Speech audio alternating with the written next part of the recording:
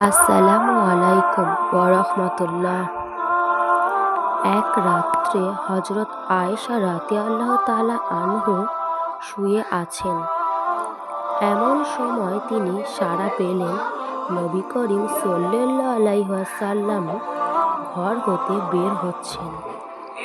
হযরত আয়েশা ভাবলেন তিনি হয়তো অপর কোনো মহিলার কাছে গমন করেছেন। এই সন্দেহ করে তিনি ধীর পদে রাসূল সাল্লাল্লাহু আলাইহি ওয়াসাল্লামকে অনুসরণ করলেন। দেখলেন তিনি জান্নাতুল বাকি নামক কবরস্থানে মৃতদের মাগফিরাতের উদ্দেশ্যে প্রার্থনায় মগ্ন হয়েছেন। ঘরে এসে তিনি বললেন, আয়েশা, মনের সন্দেহ পরিহার করো।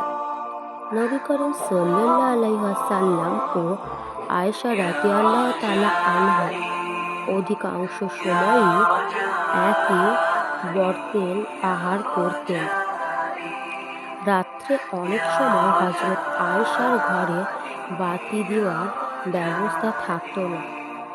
বাধ্য হয়ে অন্ধকারে উভয়ে খেতে বসতেন। অন্ধকারে হযরত আয়েশা কোনো একখানা গোশতের টুকরার উপর হয়তো হাত রেখেছেন। এমন সময় হুজুর সাল্লাল্লাহু আলাইহি ওয়াসাল্লাম ও সেই একই টুকরায় হাত দিতেন।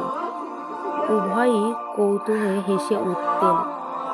পেয়ালা সেই জায়গায় মুখ রেখে হযরত আয়েশা পানি পান করতেন। হুজুর সাল্লাল্লাহু আলাইহি ওয়াসাল্লাম ও ঠিক সেইখানেই মুখ লাগিয়ে পানি পান করতেন। এই ছিল তাদের স্বামী স্ত্রীর ভালোবাসার মধুর সম্পর্ক। হযরত আয়েশা রাদিয়াল্লাহু তাআলা আনহা নবী করিম সাল্লাল্লাহু আলাইহি ওয়াসাল্লামকে স্বামী রূপে পেয়ে নিজেকে দুনিয়ার সেরা ভাগ্যবতী বলে গর্ব করতেন। তিনি হুজুর সাল্লাল্লাহু আলাইহি ওয়াসাল্লামকে সবসময় নিজের কাছে আঁকড়ে রাখবার জন্য চেষ্টা করতেন। হয়তো হুজুর সাল্লাল্লাহু আলাইহি ওয়াসাল্লাম এর অপর মহিলার স্ত্রীগণ থাকা তা সম্ভব হতো না বলে তিনি স্বামীর প্রতীক্ষায় উদ্বিগ্ন কাল কাটাতেন। পালা হিসেবে যেদিন হুজুর সাল্লাল্লাহু আলাইহি ওয়াসাল্লাম এর ৮ দিন পর তার গৃহে তাশরিফ আনবার কথা থাকত, সেই দিন একটু বিলম্ব হলে তিনি কিছুতেই সহ্য করতে পারতেন না। হুজুর সাল্লাল্লাহু আলাইহি ওয়াসাল্লামকে অপর কেউ তার চেয়ে অধিক ভালোবাসে, এই কথা তিনি কারো কাছে শুনতে পেলে তার ধৈর্যের বাঁধ টুটে যেত। নারী জাতি যত ধৈর্যের পরিচয়ই দিক না কেন, স্বামীর উপর অন্যের অধিকার কোনো মতেই সহ্য করবে না। অথচ হযরত আয়েশা রাদিয়াল্লাহু তাআলা আনহা একই সময়ে ৮ জন সতীনের ঘর করেছেন।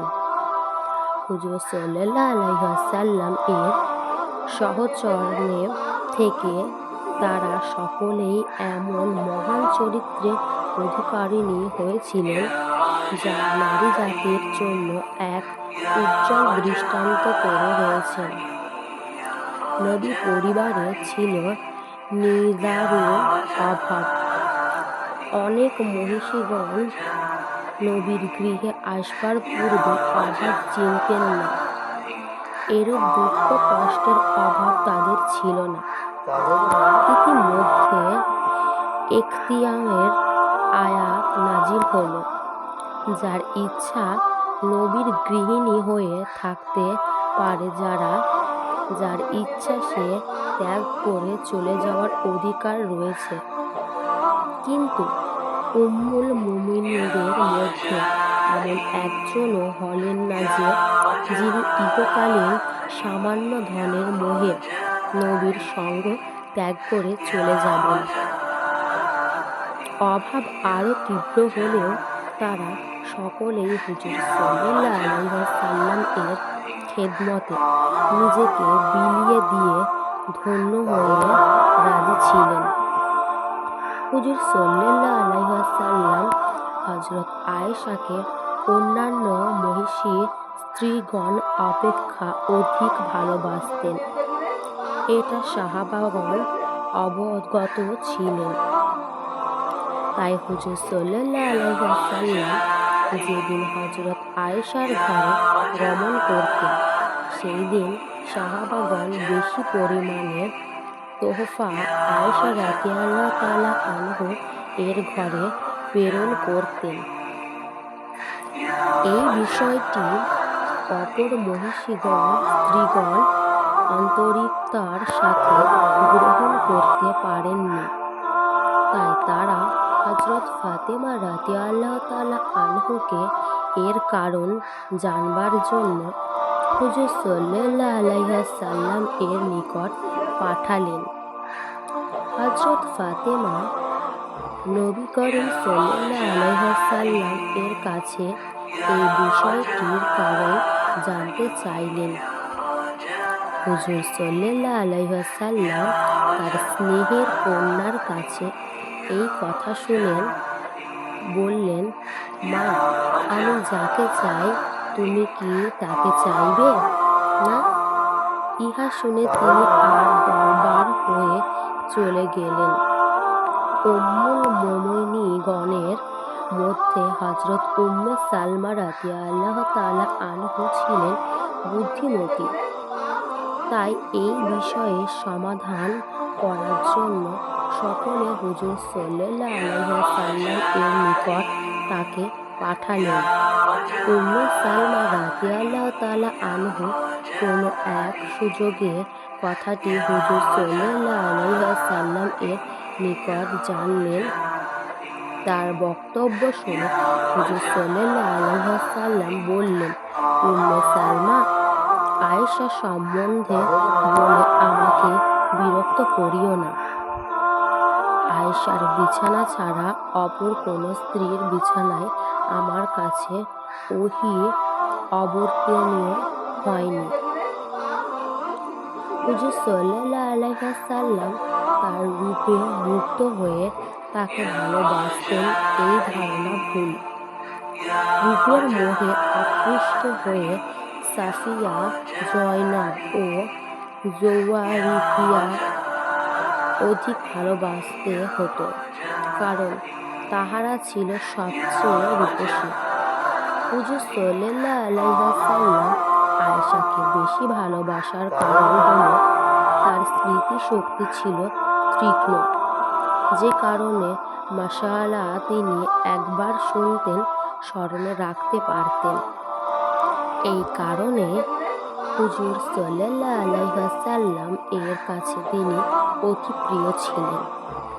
হুজুর সাল্লাল্লাহু আলাইহি ওয়াসাল্লাম বলেন, রমণীদের মধ্যে আয়েশা রাদিয়াল্লাহু তাআলা আনহা শ্রেষ্ঠ মর্যাদার অধিকারিণী। হুজুর সাল্লাল্লাহু আলাইহি ওয়াসাল্লাম বলেন, তোমরা ধার্মিক কনে তালাশ করে বিবাহ করো। ধর্মপ্রাণ কনে স্ত্রী হবার জন্য অধিক উপযুক্ত।